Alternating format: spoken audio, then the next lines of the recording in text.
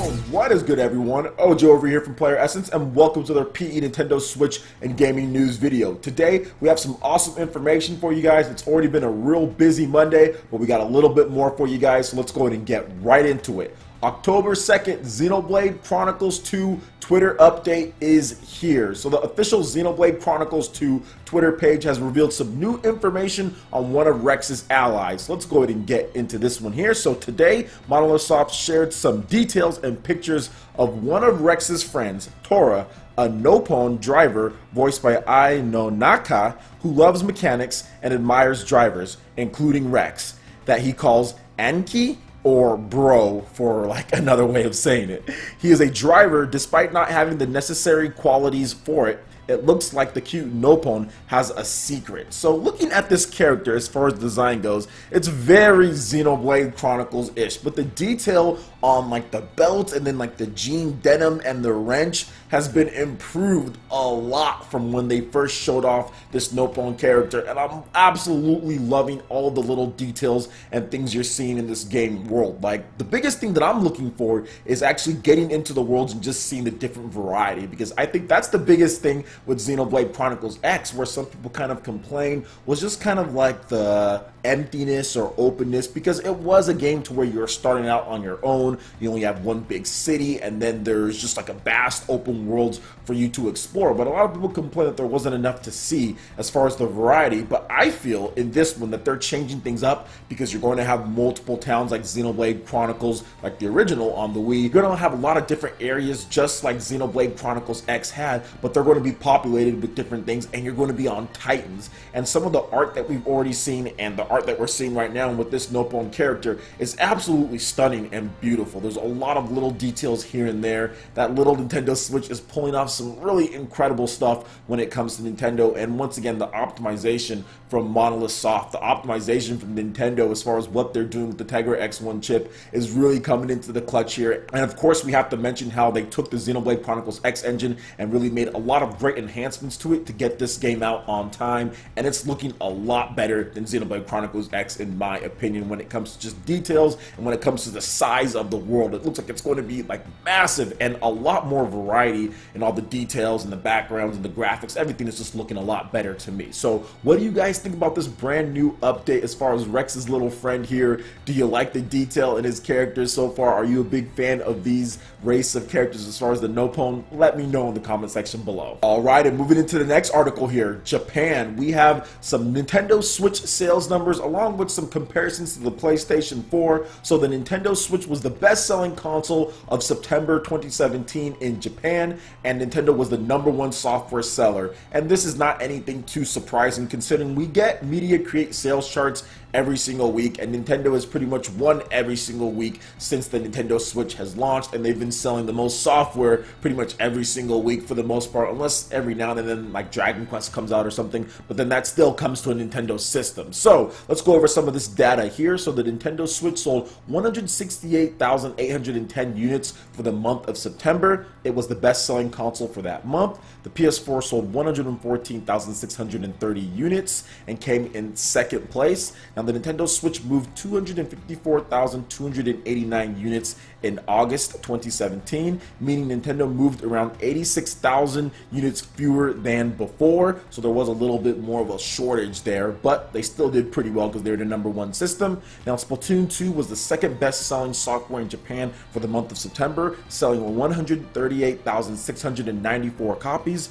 Nintendo sold more software than any other company in September, moving 398,000 copies of games, and Sony came in second place with 291,000 copies, while Square Enix was in third place with 180,000 copies of games. So this was really interesting to see some of these numbers here. Nintendo is obviously the leader when it comes to Japan, and heck, even sometimes with the Wii U, you saw it do somewhat well in weeks and in software sales when it comes to Japan, but the 3DS has been like the biggest seller obviously there for quite some time. But the Nintendo Switch is pretty much taking that spot. It's selling the most every single month. Had a little bit of a dip in sales. The stock wasn't quite there, but I think also Splatoon 2, that was the biggest thing as far as that goes. That launched at the end of July, so the August sales were really good. It kind of bled over into there, and now we're all the way into September, and now moving into October. But I do feel that Nintendo's going to have some pretty good stock, because I was actually tipped off to something to my boy Stealth. He was showing off the Amazon Japan charts, and a lot of Nintendo Switch units were in their top 20 sales as far as bundles and different deals. So it looks like Japan is getting a big restock of Nintendo Switch units. Plus, we just had Fire Emblem Warriors launch in Japan on the Nintendo Switch, so I'm pretty sure Nintendo did a nice restock for that. So it should be interesting to see this week's upcoming Media Create sales, because we'll see if they got that shipment in beforehand, but it should be pretty good. Plus, we have Super Mario Odyssey this month, so I'm pretty sure Nintendo's going to want to make sure that there's plenty of Nintendo Switch systems, because you're probably going to get a lot of people buying Super Mario Odyssey and Splatoon 2 this October in Japan. So everything's going well for Nintendo right now. I don't really see the momentum really letting up. Some people are trying to say and make videos and say things like, oh, well, 2018, we're going to see if it really gets past that. And I'm just like, no, probably not. It's going to be fine, just because all these games that are launching this month where people couldn't get them because they couldn't get a Nintendo Switch, those same games are still going to all be available next year, and they're going to help sell the system. It's a library of games, not just one game at a time. It's a big library of games that really help move your system, and in 2018, people are still going to want to play Splatoon 2, people are still going to want to play ARMS, Legend of Zelda. Not everyone gets to play these games as soon as they launch, so all of these games are going to help sell the system later down the line. So I don't expect these numbers to slow down anytime soon, and especially not in Japan. It's pretty much going to be the console leader, and we're going to see some pretty impressive sales. Just as long as Nintendo has the stock, we're going to have some pretty impressive sales this year, especially with Super Mario Odyssey launching, and then Xenoblade Chronicles 2. I think that's going to be a bigger hit than people think when it comes to Japan. So what are you guys looking forward to seeing the most when it comes to Nintendo as far as what they're doing in Japan and the sales numbers? Let me know in the comment section below. Alright, and moving on to the next article, and we have a big one, because there is a new rumor or rumors going around that a brand new Professor Layton game will be coming out next summer, and then there's more talk of Inazuma 11 for the Nintendo platforms and a Snack World localization. So a lot of stuff coming out from Level 5. So the latest issue of License Global contains a feature about Level 5. Apparently the magazine has some information about what's to come for the company. First, License Global claims that a brand new Professor Layton game is planned for late summer 2018. Actual details about the title are not provided. The magazine also goes on to talk about what's next for Inazuma 11. While it was already pointed in the direction, there's further talk about the new game coming to Nintendo platforms. Finally, License Global indicates that Snack World will be localized. It sounds like the plan is to bring the IP to the West starting in 2018 and 2019. And here are some notable excerpts from the article.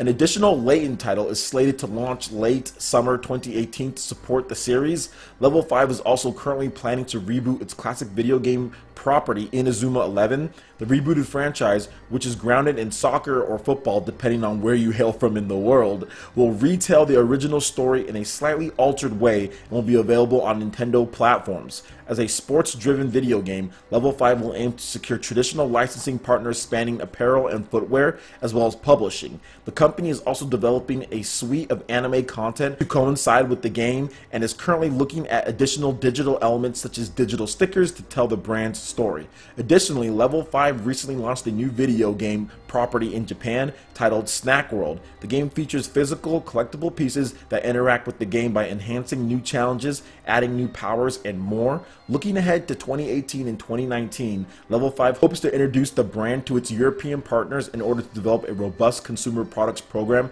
similar to its model for Yokai Watch. Now, for the time being, we'll take the information with a grain of salt. Obviously, this is a rumor. This is not confirmed fact or anything. Nothing has been officially announced about this, but there's a lot of stuff that's kind of pushing this information. Level 5 themselves have even pointed to in videos that I've made where they talk about Nintendo systems or the Nintendo Switch, and they're like, oh no, what, the Nintendo Switch? And they play so coy when it comes to Inazuma 11, and they've even said that they want to make a Professor Layton game for the Nintendo Switch and that they're looking at ways to do so. So this isn't just out of nowhere. There's a lot of smoke when it comes to these rumors here, and where there's smoke, there's definitely fire. And when the smoke is coming from Level 5 themselves, as far as what they've said about Professor Layton and how they want it to to bring the game to the Switch or bring the franchise to the Switch, and even how they are joking around, or not even really joking, but playing around and playing coy when it comes to Inazuma 11 and Nintendo Switch, and the fact that Professor Layton and also Inazuma 11, both of those franchises have been on Nintendo platforms before, so I don't see why it would change. Yeah, I think this is both going to happen. I think it's about the right time to release it. Obviously, you want more Nintendo Switches out there, and Nintendo has a stacked 2017